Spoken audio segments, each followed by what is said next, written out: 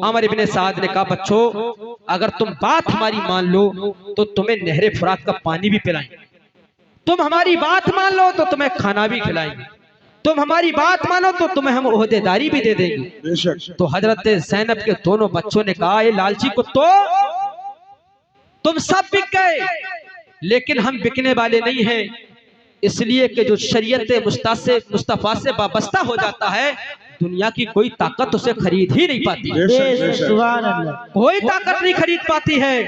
हमें ये लालच ना दे, छोटे छोटे बच्चे करें, हमें ये लालच ना दे। उसके बाद आप बच्चों ने फिर इन पर हमला ऐसे किया कि जैसे कोई चील अपने शिकार पे झपटती है, और जब ये हमला आवर हुए तो इन बच्चों की तलवारों और छोटे छोटे नेज़ों के सामने अमर इब्ने साद का ताकतवर लश्कर मैदान छोड़ के भागने लगा, मैदान छोड़ के भागने लगा।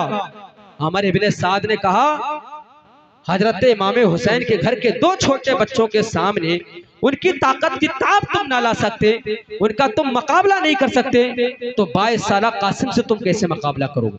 18 साल नौजवान अली अकबर से तुम कैसे मुकाबला करोगे? कैसे तुम उनसे मुकाबला करोगे? ये छोटे छोटे बच्चे हैं। हजरत ओनो मोहम्मद ने फिर तलवार को घुमाया और गोया के उन पर फिर कहरे खुदा बन के टूटी तलवार, और कई यजीदियों को वासिले जहन्नम करते करते करते करते अनकरीब था कि आप अमर इब्ने साद के बिल्कुल करीब पहुंच गए, लेकिन नबिस्ताए तकदीर कुछ और था। बिल्कुल करीब पहुंच गए, ये था कि तलवार का वार करते तो अमर इब्ने साद का सर कलम हो जाता, लेकिन अल्लाह को मंजूर कुछ और था। उसके बाद पहुंचे तो अमर इब्ने साद जो था पीछे हट गया, और जो उसकी फौज थी वो मैदान में आई और ज़ैनब के बच्चों को मुकाबला करने लगी। और फिर उन लोगों ने कहा कि सुनो, ये छोटे छोटे बच्चे देखो कितनी लाशें तड़प रही हैं, और इन्होंने इनको कत्ल कर दिया है और इनकी कोई ताब नहीं ला सकता है। तो अमर इब्ने साद ने पुकार कर कहा, ये छोटे जरूर हैं लेकिन इनकी रगों में अली का खून है, ये छोटे जरूर हैं, इनके जिस्म में ताकत तो रोबो दबदबा हजरत अली का है, ये छोटे जरूर हैं लेकिन हिम्मत और ललकार हजरत अली की है, छोटे जरूर हैं, छोटे जरूर हैं लेकिन जो है ताकत और कुव्वत हजरत अली की है। ये वो खानदान है जो दुनिया में कभी किसी से नहीं डरा है और ना कभी किसी से पीछे हटा है। इसलिए बच्चों की ताकत तो देखो क्या है कि 22,000 हमारा जो लश्कर है उनका मुकाबला करने के लिए तैयार नहीं है। मेरे प्यारे सुन्नी इस्लामी भाइयों, अमर इब्ने साद का सर कलम करते उससे पहले इन जालिमों ने तीर चलाना शुरू किए, और वो तीर थे कि जो जानवरों, घोड़ों और हाथियों पे चलाए जाते हैं, और जहर में आलूदा कर दिए गए थे। और फिर दोनों बच्चों के सीनों पे वो तीर मारे गए। कसम खुदा की, इधर ये बच्चे तीर खाकर भी उनसे जंग का बराबर जवाब दे रहे थे, बराबर हमला आवर हो रहे थे। उधर क्या देखते हैं कि हजरत इमाम हुसैन अपने भांजों की बहादुरी जो है एक टीले पर बैठे देख रहे हैं, और हजरत शहरबानो जो हैं वो दरवाजे पर देख रही हैं, और हजरत सैयदा ज़ैनब जो हैं वो मुसल्ले पर देख रही हैं। यानी हुसैन की नजर भांजों पर है, शहरबानों की नजर हुसैन पर है, और ज़ैनब की नजर हजरत शहरबानों पर है। यानी ज़ैनब से लेकर शहरबानों और शहरबानों से लेकर हुसैन तक, और हुसैन की नजर यानी वो दोनों बच्चे मोहम्मद इब्राहिम तक है। नजर का आपस में तांता बंधा हुआ हैगा, और जैसे ये बच्चे घोड़े की पीठ से नीचे आते हैं और जमीन पर गश खाकर गिरते हैं, और जैसे यजीद हमला आवर होते हैं और नक्कारा बजाकर कहा जाता, हुसैन अपने भांजों की लाशों को उठाकर ले जाओ और इनको हमने शहीद कर दिया हैगा, जैसे ये आवाज आई, कसम खुदा की हुसैन मेरा टीले से गिरता हैगा। हजरत शहरबानो दरवाजे में गिर जाती हैं, और हजरत सैयदा ज़ैनब मुसल्ले पे सजदा शुक्र अदा कर लेती हैं और हाथों को उठाकर अर्ज करती है, अल्लाह तूने मेरे बच्चों की कुर्बानी कबूल कर ली हैगी, अल्लाह तूने मेरे बच्चों की कुर्बानी कर दी है। और फिर उस करबला की वादी से एक आवाज आती है जो मदीना तो रसूल की तरफ मुंह करके कहा जाता है, ज़ैनब ने कहा था, ऐ माँ जो तूने कहा था वो तेरी बेटी ने करबला में करके दिखा दिया है, और बाबा अली जो तुमने कहा था वो तुम्हारी बेटी ज़ैनब ने करके दिखा दिया है। बस मैं दो छोटे बच्चे लेकर आई थी, दो ही फूल मेरे पास थे, वो मैंने तुम्हारे दीन की खातिर, शरीयत मुस्तफा की खातिर कुर्बान कर दिए। अल्लाह इस कुर्बानी को मेरी अपनी बारगाह में कबूल फरमाए। नारे तकबीर, नारे रिसालत, नारे गौसियत, जिक्रे शुहदाए करबला, शाने अहले बैते इकराम, नारे तकबीर, नारे रिसालत, अल्लाह जिंदाबाद।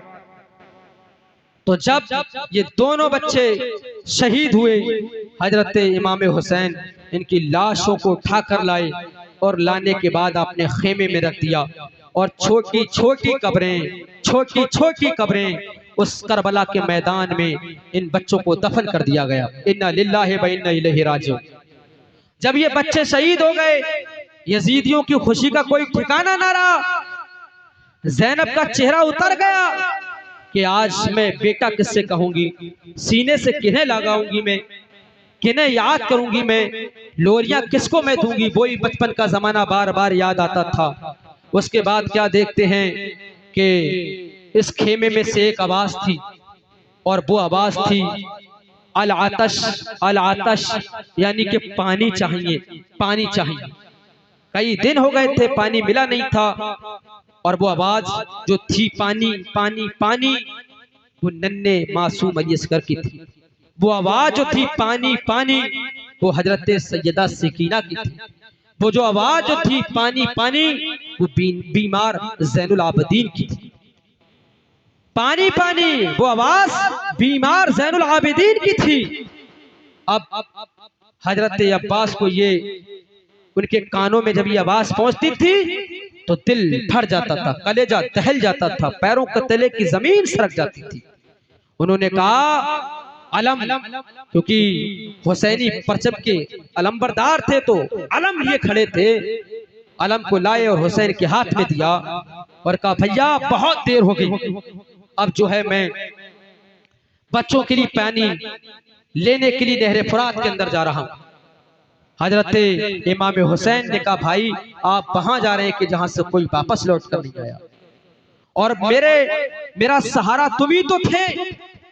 जब मैं मदीने में चलता था तो आलम लेके आप आगे आगे चलते थे, जब मैं मक्का में चल रहा था तो तुम आलम लेकर आगे आगे चल रहे थे। आप इतने ताकतवर, इतने बुलंद थे कि आप ऊंट की पिट्ठी पर अपना हाथ खड़े खड़े रख दिया करते थे, आपको उचकना नहीं पड़ता था। और आपका रोबो दबदबा, जब आप चलते थे तो आपकी ताकत से और आपकी हैबत से जमीन तक, करबला की जमीन हिलती थी। कहा अगर यजीदियों में अब भी डर है तो तुम्ही से तो है कि जो तुम परचम लिए और तुम आलम लिए यहाँ खड़े हो। अगर भैया तुम शहीद हो गए तो फिर ये बेखौफ हो जाएंगे। तो हजरत अली अब्बास अलमबरदार ने कहा भाई तो क्या ये बच्चे प्यासे ही शहीद हो जाएंगे? क्या ये प्यासे ही शहीद हो जाएंगे? मैं पानी लाऊंगा।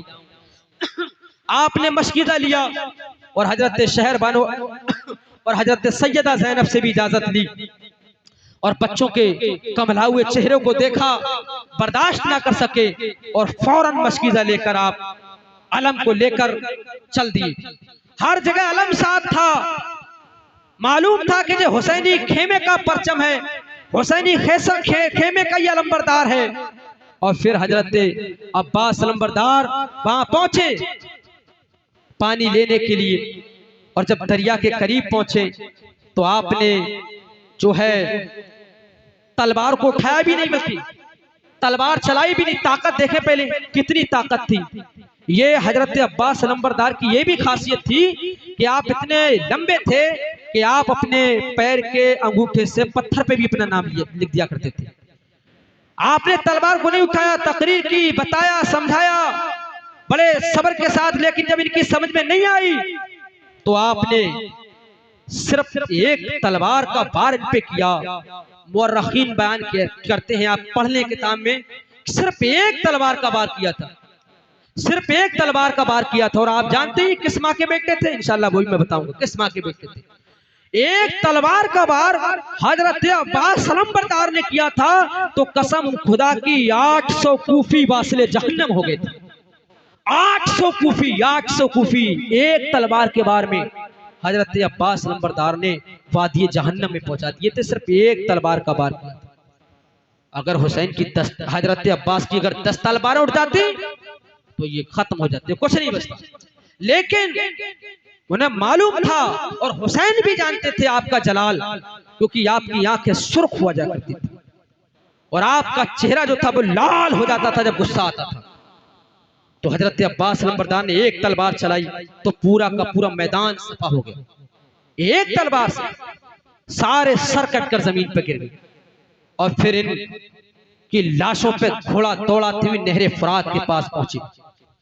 नहरे फुरात के पास पहुंचे तो उधर अमर इब्ने साद ने देखा कि नहरे फुरात में हजरत अब्बास नंबरदार पहुंच गए। इनकी बहादुरी मालूम थी उसे, तो उसने फौरन कहा कि सिफाह यजीद, एक तलवार का ये हाल है और अगर अब्बास के मुंह में एक फूंट पानी चला गया और ये फिर से ताजा हो गया तो ये आज पूरे सिफाह यजीद को खत्म कर देगा।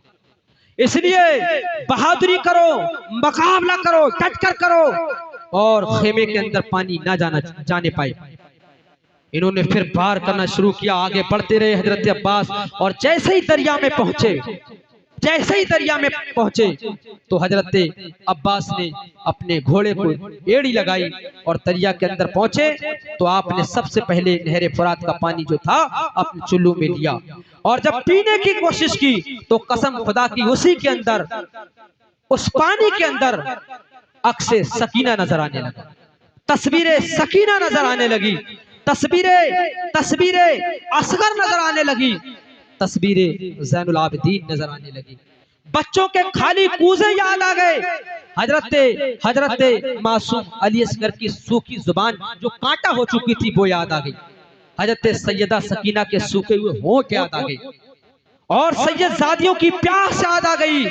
आपने पानी अपने हाथ से वहीं रख दिया और उसके बाद आपने इशारा अपने घोड़े की